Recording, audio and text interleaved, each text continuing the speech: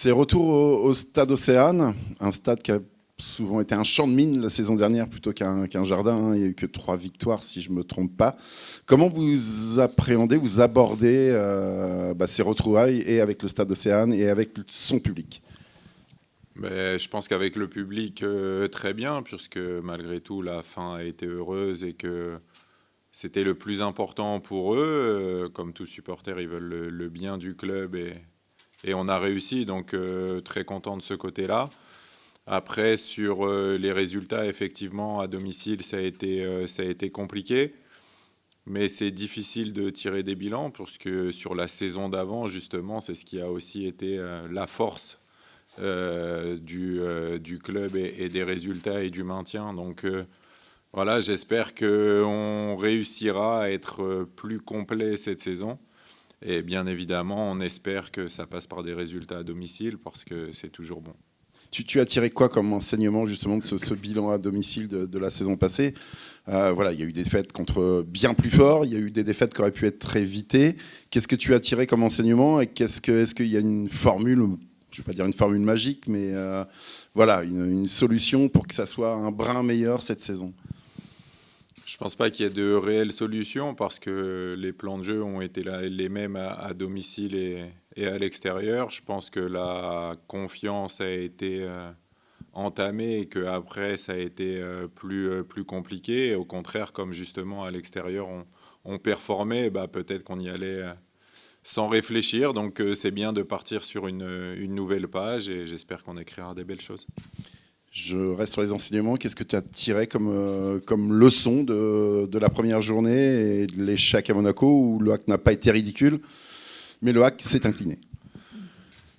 Mais faut alterner entre être consciencieux et avoir de la folie, parce qu'on a vu que dans le plan de jeu, on a été très consciencieux et qu'on a récupéré énormément de ballons, mais on a vraiment manqué de folie pour bien l'utiliser et se projeter plus rapidement. Donc voilà, va falloir alterner entre les consignes données et les libertés individuelles. Il y a des retours, peut-être celui d'Abdoulaye, il y a celui de Loïc, Nego également, qu'on peut penser promis à une place dans le 11. Peut-être que tu vas devoir revoir ta défense, revoir ton milieu aussi.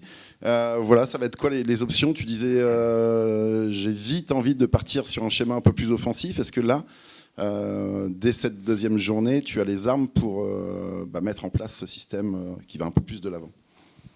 Ouais, plus que sur un schéma, c'est plus sur des profils un peu plus offensifs, avoir plus de jambes, parce que bah, c'est ce qui nous a manqué pour pouvoir faire mal à Monaco, puisque des situations, on en a eu pas mal, mais ça a été mal utilisé. Donc voilà, ça va être mettre le plus de joueurs possible avec le plus de jambes pour pouvoir faire mal à Lens, qui est une référence dans ce domaine, puisque c'est eux qui sont les plus hauts en termes de sprint et de course à haute intensité. Donc ça va être un très beau défi physique pour nous.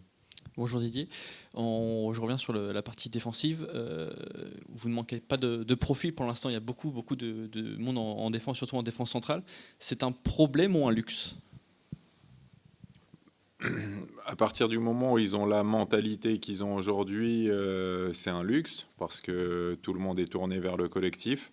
Après, ça peut se compliquer avec le temps, forcément, mais aujourd'hui, tout le monde est tourné vers le groupe et tout le monde accepte les choix pour le bien de l'équipe.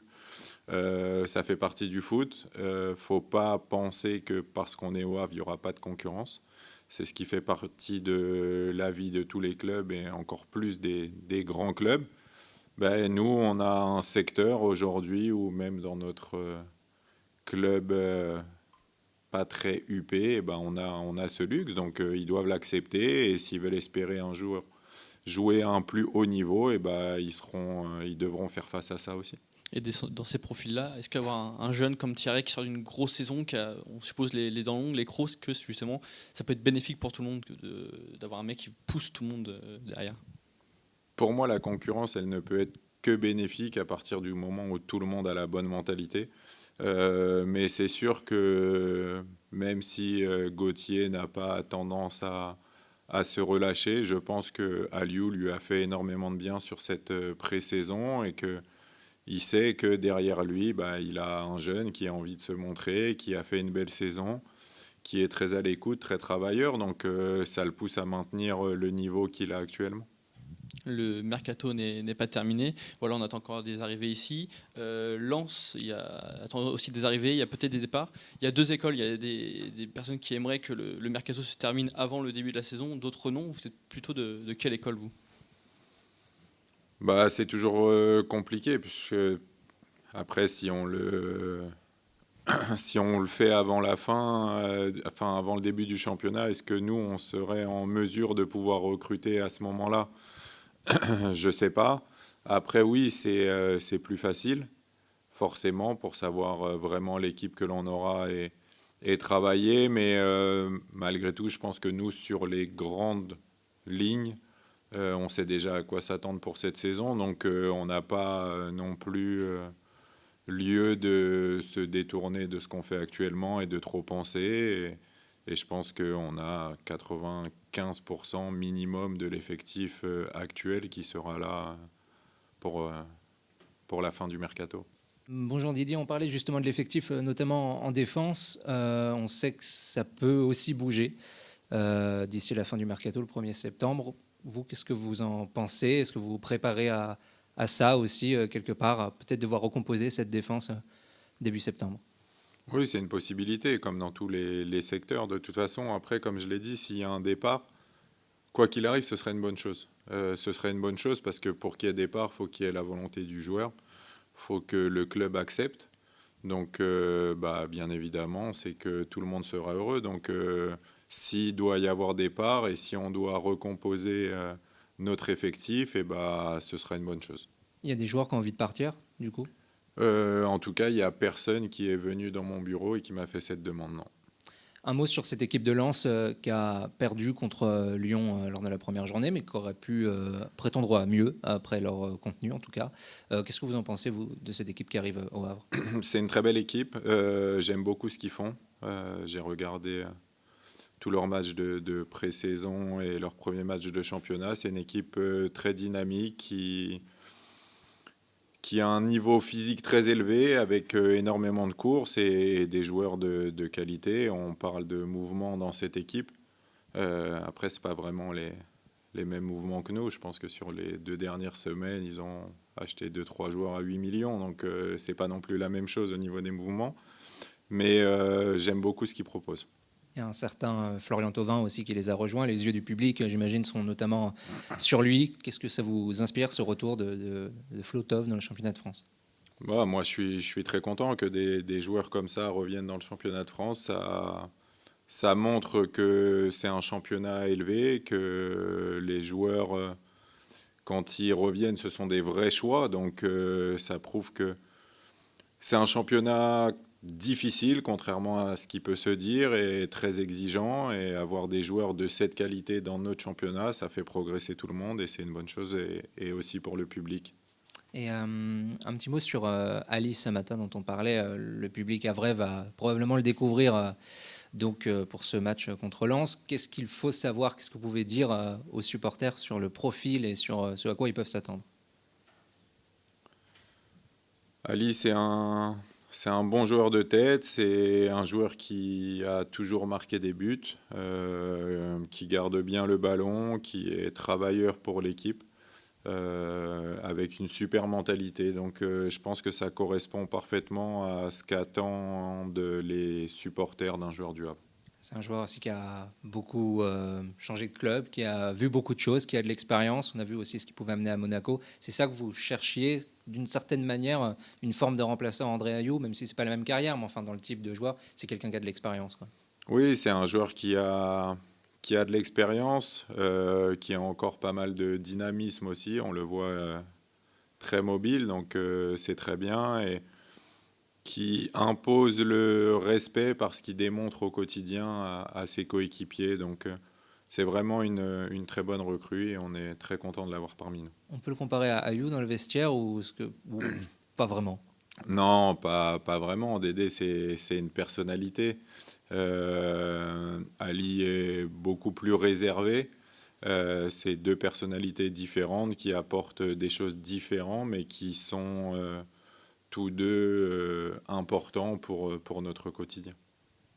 En parlant d'Ayu, est-ce qu'il y a toujours des contacts, des relations entre Ayu et le club? Parce que là, si je ne me trompe pas, il n'a pas trouvé de nouveau point de chute. Avec le club, je ne sais pas. Avec moi, oui, parce que voilà, on a une relation qui fait qu'on prend des nouvelles. Mais il n'y a rien de plus pour le moment que... On n'est pas au mois d'octobre encore, généralement c'est octobre. Voilà, octobre, novembre, exactement. on a C'est le beaucoup temps. trop tôt pour qu'il commence sa saison à son âge. Il faut que ce soit des saisons plus courtes.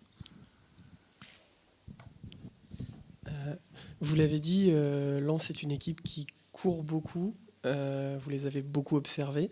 Quels sont les ingrédients que vous allez mettre sur le terrain pour essayer de faire face à cette équipe? Au-delà de beaucoup courir, je ne veux pas que ce soit réducteur. C'est une équipe qui propose de très belles choses avec ballon aussi, qui essaie toujours de construire. Après,